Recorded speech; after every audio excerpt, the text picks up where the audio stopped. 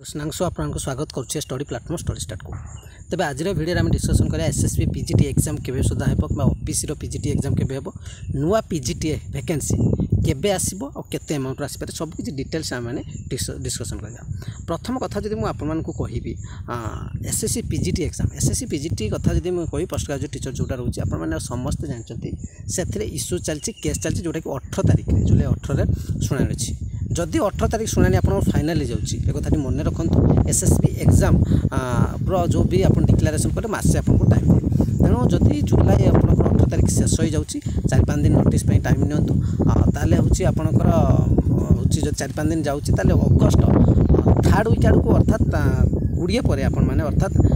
20 ରୁ 25 भितर आपने एग्जाम देखा पाइपारती अगस्ट 20 ରୁ 25 भितर देखा पाइपारती कार एसएसपीजी ओपीएससी भी सेमती अगस्ट सेप्टेम्बर आपंकर एग्जाम देखा पाइबे।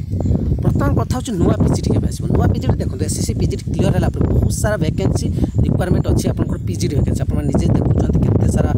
फैकल्टी कंट्राक्चुअल रखा जो रिटायर्ड मानक पूरे दिखाई तो से सब वैकेंसी फिलअप करा 2024-25 सरला बहुत सारा वैकेंसी अच्छी मैंने